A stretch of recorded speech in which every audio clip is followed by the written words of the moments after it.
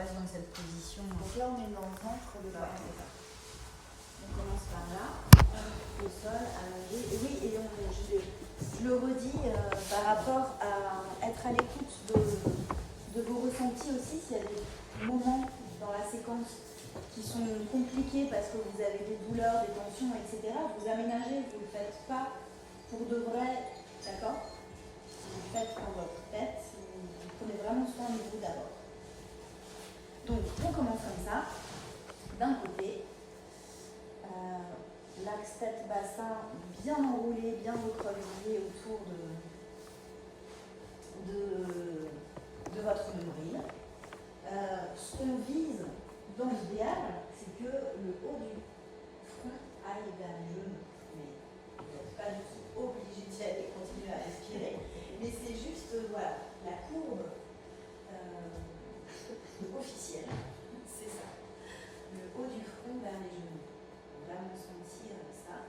Et du coup, un côté de votre corps qui est contre le sol, qui est plus contraint dans la respiration, et un côté du corps qui est dans l'air, qui est plus libre. Juste sentir ça déjà. Là, vous n'êtes pas dans l'eau, donc c'est pas représentatif, mais en tout cas, il y a quelque chose de ça qui se joue.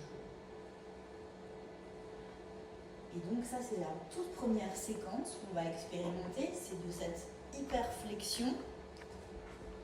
Trouvez un chemin, mais vous allez utiliser le moins de force musculaire possible.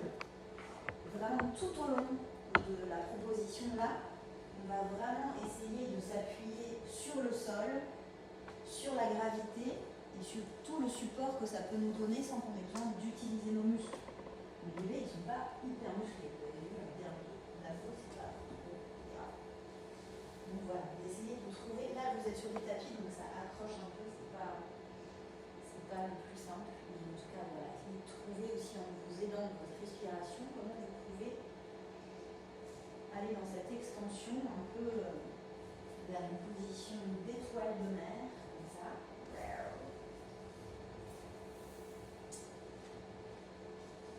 Et puis vous retournerez dans une flexion de l'autre côté. Prenez vraiment votre temps depuis cette hyperflexion vers ouvrir, étendre, déployer. Depuis la toute petite goutte, la toute petite graine, vers l'étoile de mer. Et puis vous pouvez trouver un chemin après pour vous réenrouler de l'autre côté.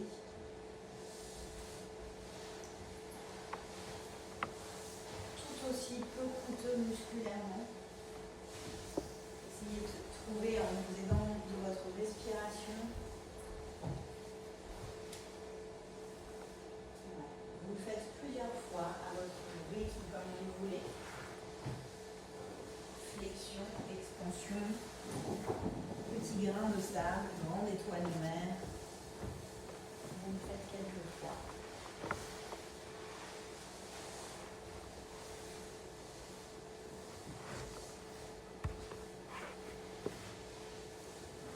Super. C'est vraiment de sentir que le sol, c'est comme quand vous faites les massages, il vous touche, il vous masse, il vous donne des informations sur votre dimension. Ça contribue à vous donner conscience de vous. Ouais, super. La prochaine fois que vous vous retrouvez sur le dos, vous vous mettrez dans la position qu'on a décrite tout à l'heure, où l'enfant il est avec ses cuisses, ses jambes recroquevillées, ses mains aussi, voilà. Vous pouvez attraper vos pieds, vous pouvez, en tout cas, faites ce qui est bien et confortable pour vous aujourd'hui, parce que parfois au niveau des lombaires, au niveau des cervicales, c'est pas super agréable, donc si ça l'est, c'est top.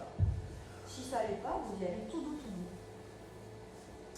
Et puis, pour compléter l'exploration aujourd'hui, on a eu une petite idée avec Virginie. Alors, on va vous inviter à un petit moment. Donc, il ne faut pas qu'il ferme les yeux.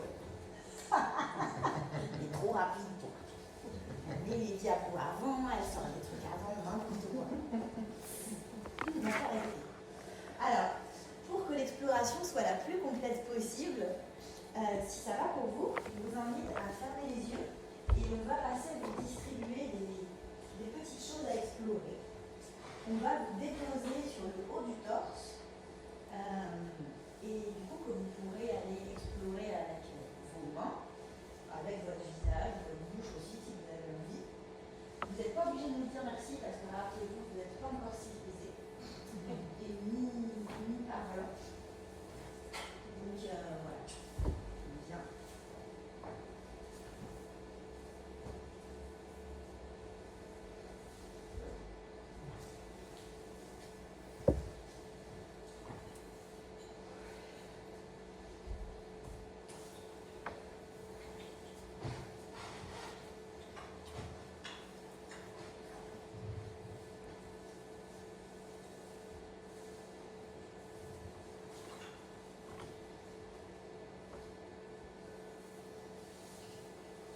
Vous pouvez observer la température, la posture.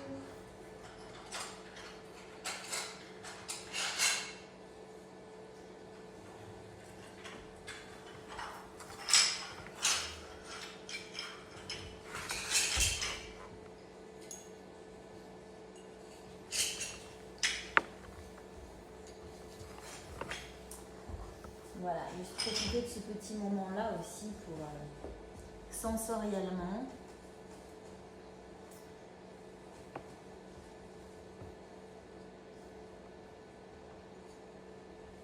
explorer autrement. Et puis peut-être pour continuer les différentes étapes de l'aventure et de la progression, vous pouvez aussi utiliser cette petite chose qu'on vous a distribuée pour motiver, pour vous donner l'élan d'aller d'un côté ou de l'autre pour vous souvenir c'est ça l'étape suivante, parce que ça roule, parce que ça tombe, parce que voilà, et hop, ça vous invite aussi voilà.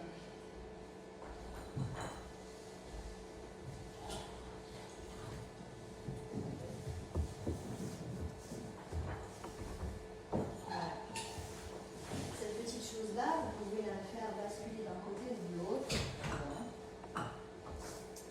Et donc ça vous donne envie aussi d'aller voir ailleurs si vous y êtes, sur le côté.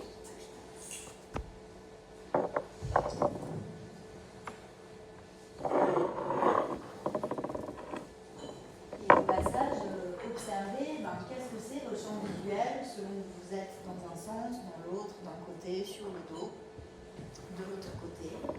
Qu'est-ce que vous voyez? Comment vous observez cette petite chose qu'on vous a distribuée? Comment vous voyez le sol, le reste de l'environnement de la pièce?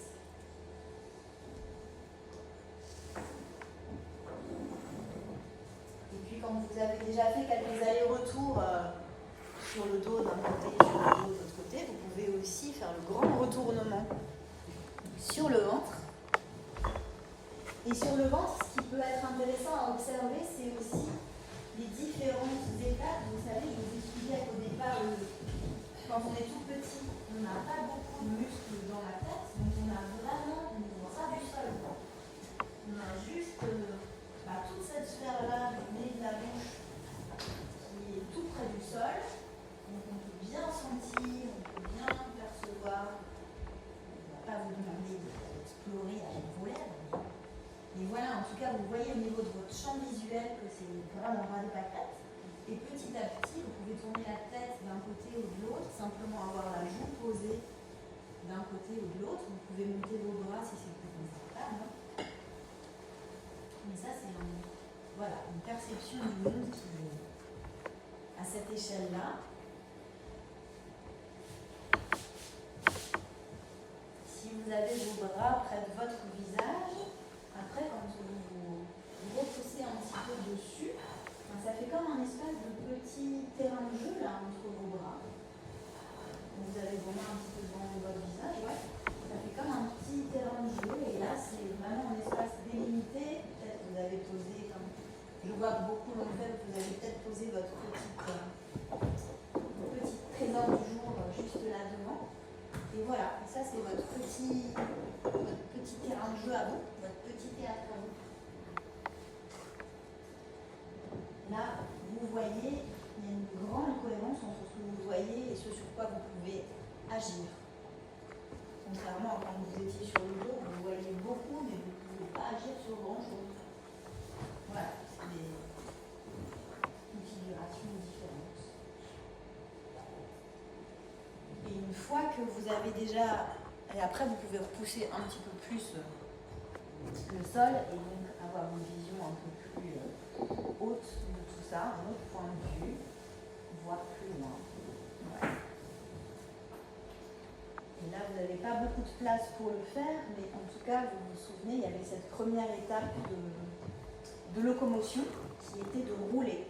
Donc, si vous avez un tout petit peu de place, vous pouvez essayer de le faire, mais essayez de trouver un moteur interne qui ne soit pas la consigne que je vous donne, mais encore une fois, quelque chose que vous voulez aller garder, quelque chose que vous voulez aller attraper avec votre main ou avec votre pied, ou alors la gravité qui emporte votre bassin ou votre tête, qui sont des parties très lourdes du corps, qui vont vite apporter une toute autre orientation. Alors faites attention de ne pas rouler sur un caillou ou sur un coquillage, c'est assez mal.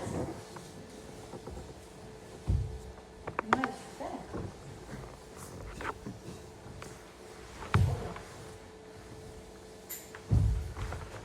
Soyez doux avec vous, accueillez la gravité tranquillement, continuez à respirer, ouais. Et en roulant, là on ne va pas le faire cette fois-ci, mais si vous avez de l'espace pour le faire chez vous, je vous invite vraiment à faire des traversées, de rouler comme ça, en imaginant que le sol vous masse. C'est trop bien.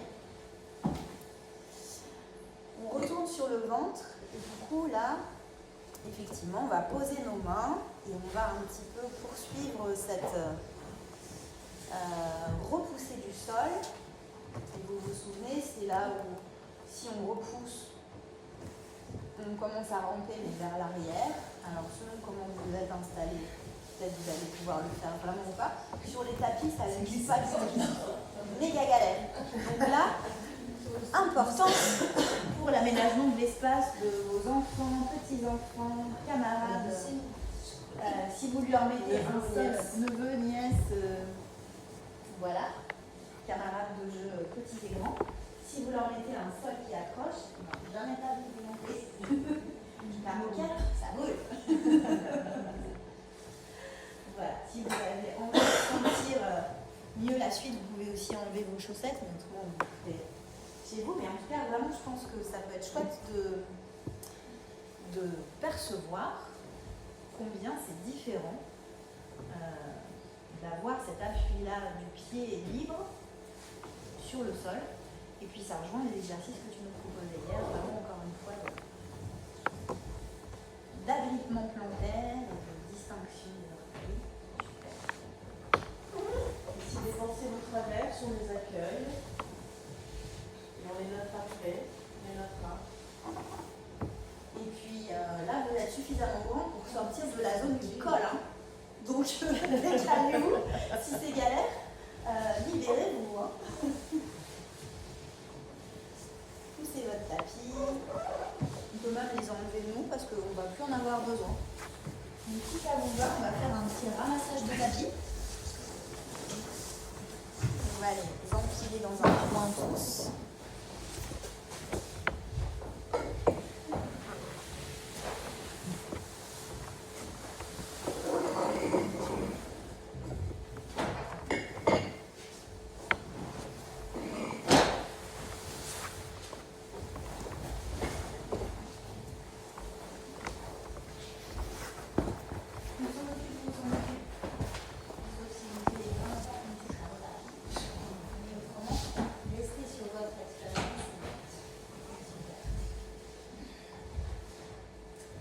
Voilà, on est là, on est sur le ventre, on repousse le sol.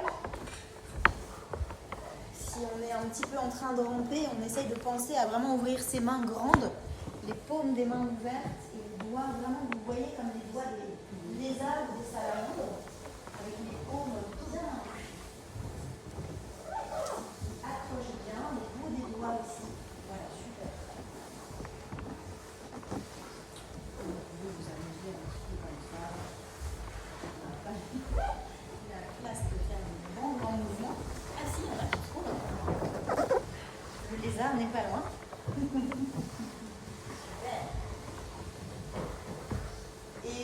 observerez aussi qu'il y a des moments ou des propositions qui sont plus familières que d'autres. Je pense que Damien, il a été les arbres, mais il n'est pas très familier.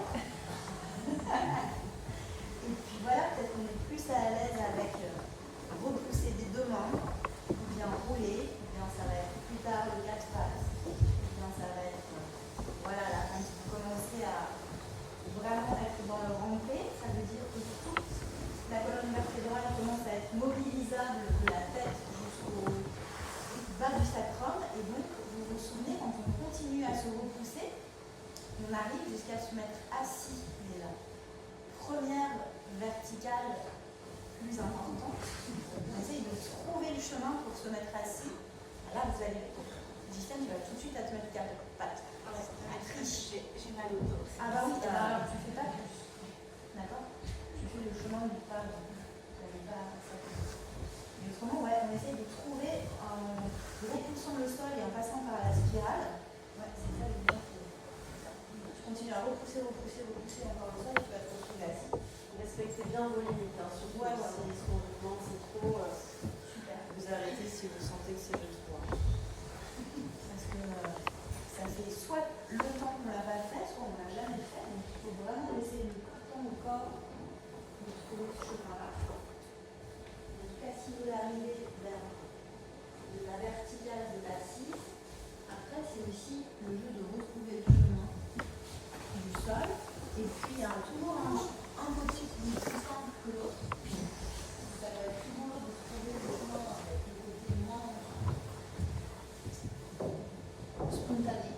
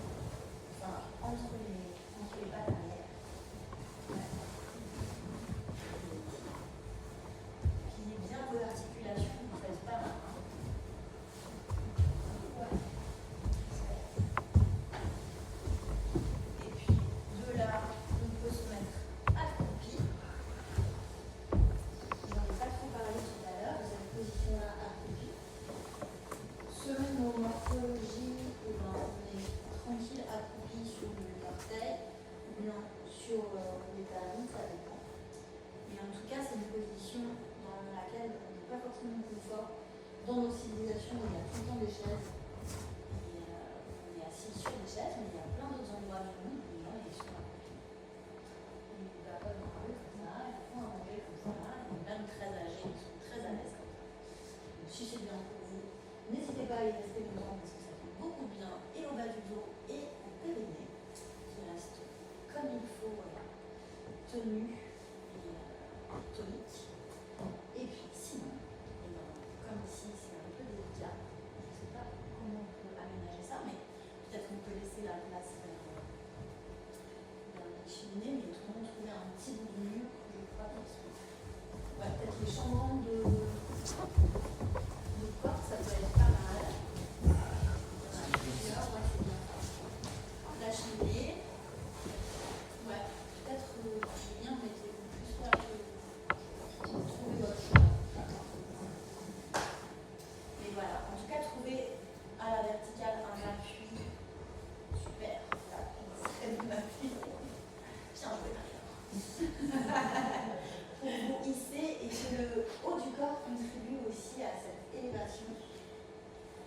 Continuez à respirer et à rester vraiment dans vos sensations physiques et pas trop dans l'objectif de se mettre debout, mais comment je peux trouver un chemin pour me mettre debout. Et comment est-ce que c'est très différent dans mes sensations au niveau de mon point de vue et au niveau aussi du vertige, du petit vertige que ça procure d'être tout à coup si haut du sol, toute la taille de ma hauteur d'adulte aujourd'hui. Peut-être que vous pouvez juste prendre ce moment-là quelques instants pour fermer vos yeux. Ce moment un peu crucial d'avoir encore un appui contre le mur et le guider.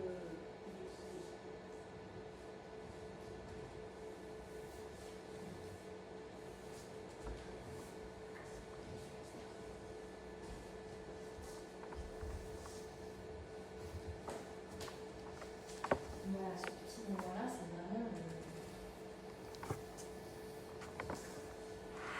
dernier avant le premier pas.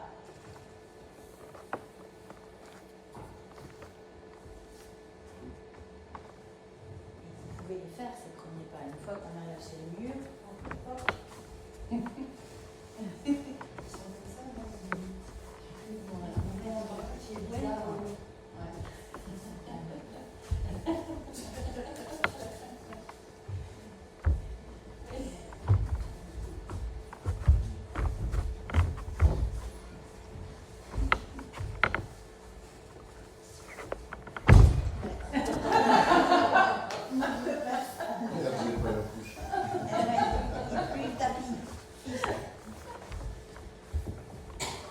Sentir quand il y a encore les bras balanciers et un grand espace entre les pieds pour marcher et des pas très grands. Et souvent c'est un peu comme les sumo, vous savez, c'est bras et jambes du même côté, ça avance comme ça. Et petit à petit, il n'y a plus besoin des bras pour équilibrer. Aussi rétrécir l'espace entre les pieds. Soyez attentifs à quel est le différentiel entre les émotions. Maintenant, vous êtes revenu dans cette posture de lâche. Vous aviez aussi quand vous étiez plutôt au sol. Ouais, c'est différent. C'est différentes postures plus ou moins familières.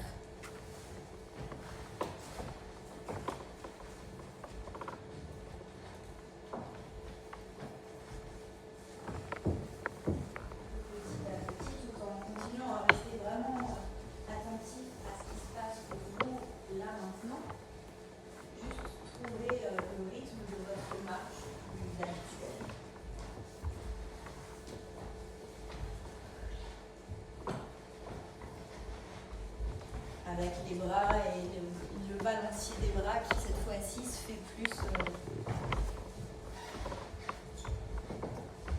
contralatéral. Même votre regard s'ouvre aussi, reprend sa petite visite dans l'espace qu'on a passé un petit temps à observer hier. Comment ça se réouvre même vers